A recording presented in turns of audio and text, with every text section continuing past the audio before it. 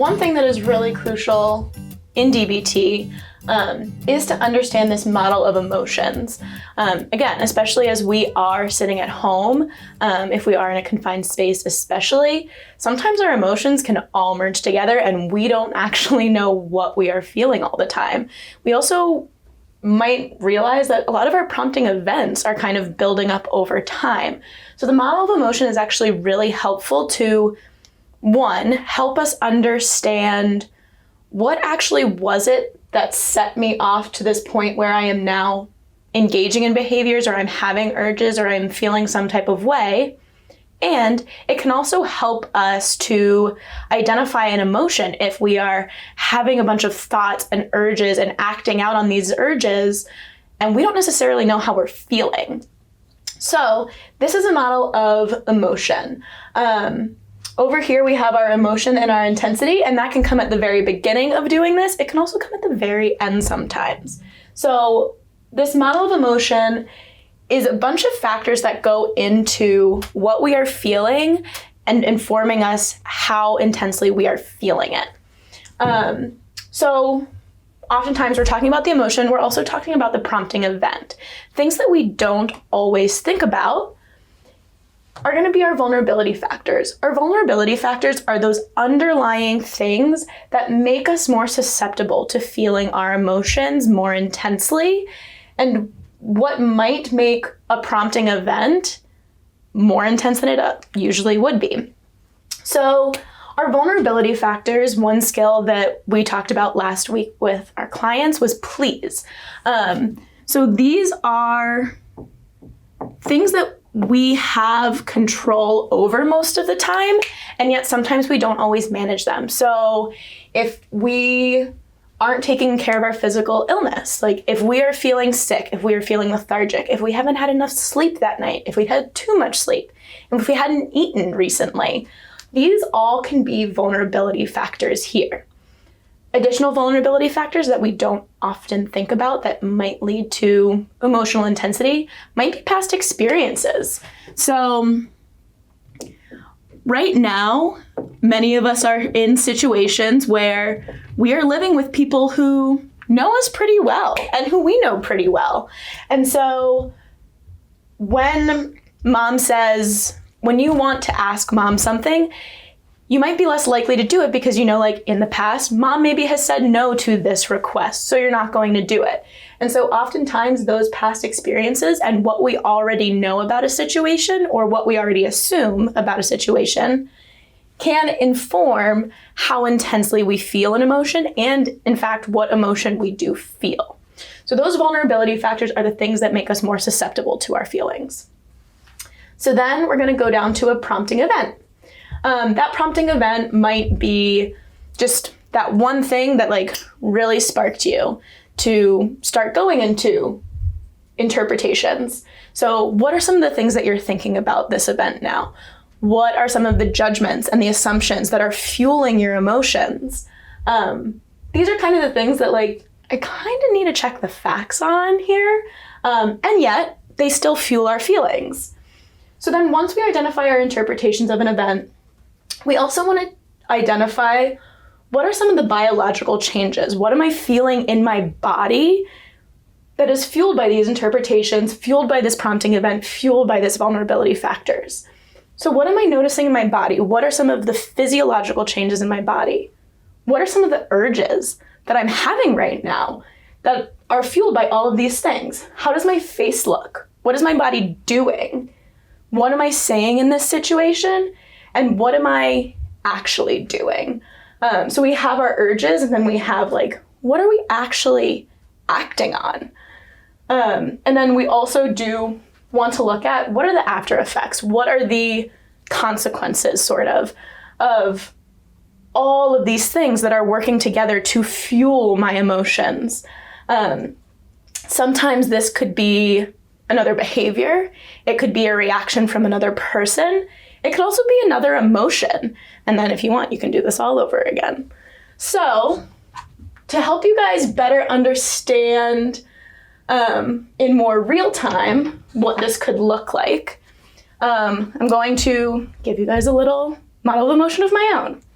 So my emotion was frustration at like a 40 or a 50. So it wasn't too high. However, it was definitely there. We'll say 45. That's right in between. So my frustration was definitely there. And as we know on our emotional thermometer, that's the emotion regulation zone.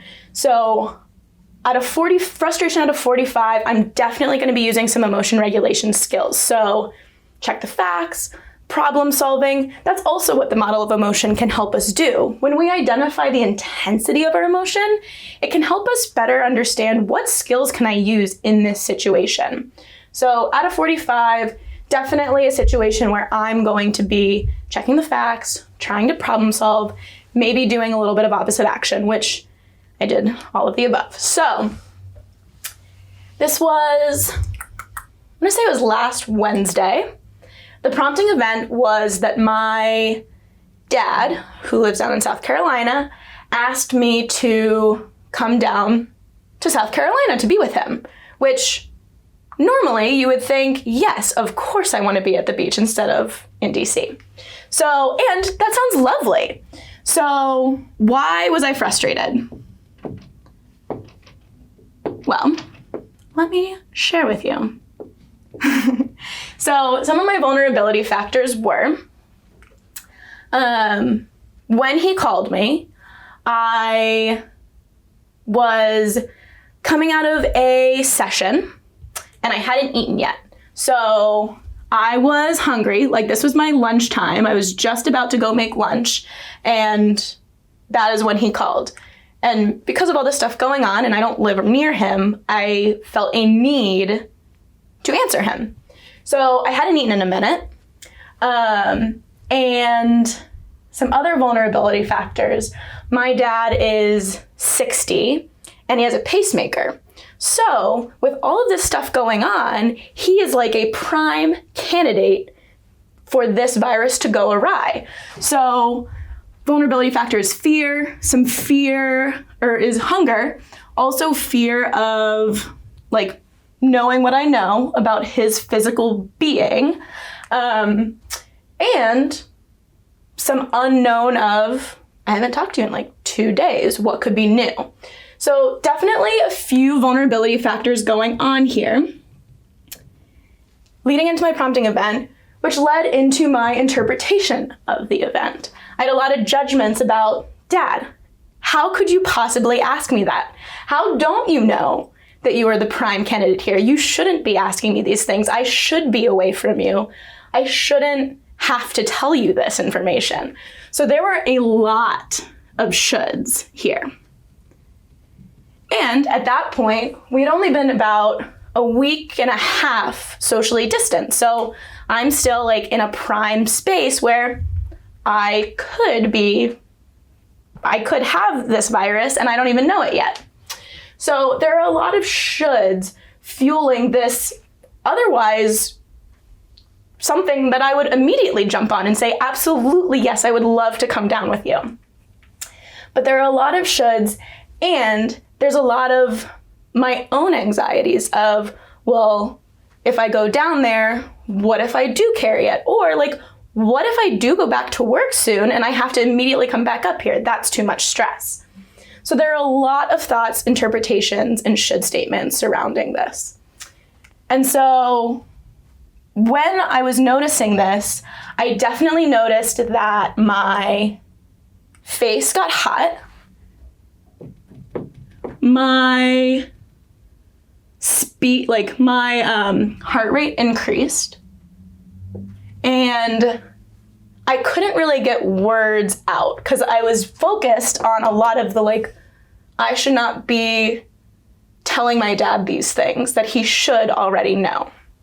So biological changes, hot face, increased heart rate, difficult to get words out here.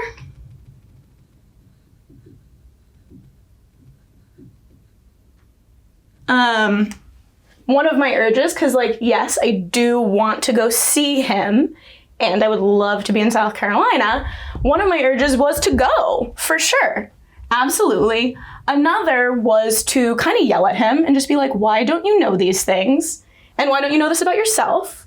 My body language, like, this was over the phone, so he couldn't see it, but I definitely sat down and like put my head in my hands because I was just like, why?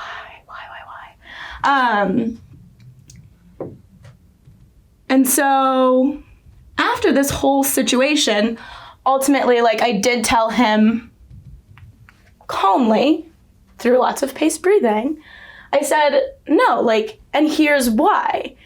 You know, like, I work with adolescents and young adults. It's allergy season. There's lots of coughing. There's lots of sneezing going on. I'm touching a lot of things around here. And you are in that age bracket and you have the like predisposed conditions where if you got this, it wouldn't be good. And so I'll give you a timeline, maybe like middle path it, maybe in a couple of weeks, we can see what this looks like and I will come down. And so then after I said no, and I was able to I got off the phone with him, and I was able to identify all of these things after the fact, I started to look at the after effects. And I definitely still had like an increased heart rate. I definitely noticed some frustration still lingering.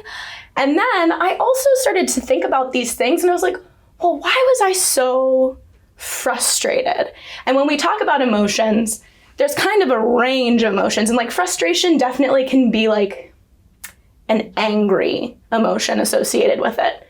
And anger, as we've talked about, is an emotion that it's secondary.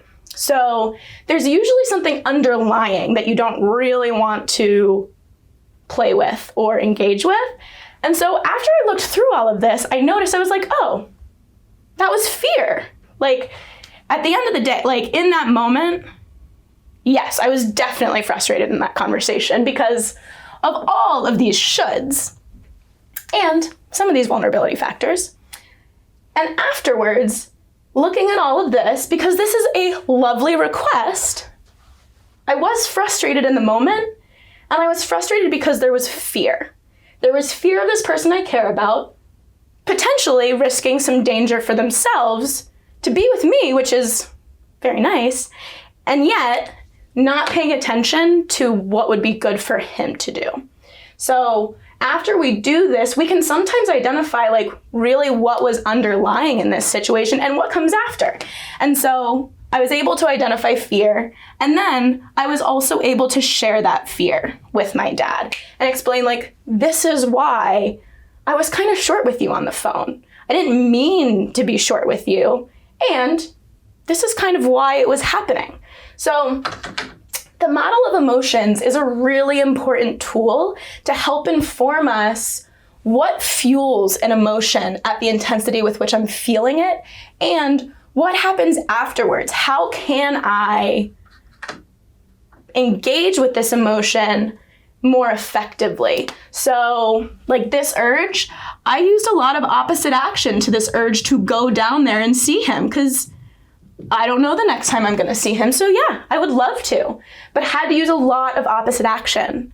When I was checking like with all of these shoulds, part of my frustration and my fear did fit the facts when I check those facts. Some of it does fit the facts. Others were a little bit out there. And then here we were able to problem solve and maybe hit a middle path. So model of emotion definitely tells us a lot about ourselves. And when we do it with our family members and our loved ones, it gives us a lot of information about the people that we spend a lot of time with. So I highly, highly recommend that you guys take a look at this, and especially while we are in these close quarters feeling a lot of feelings and not necessarily being able to differentiate these pieces, really starting to take a look at that and getting to know each other a little bit better and getting to know yourself a little bit better too.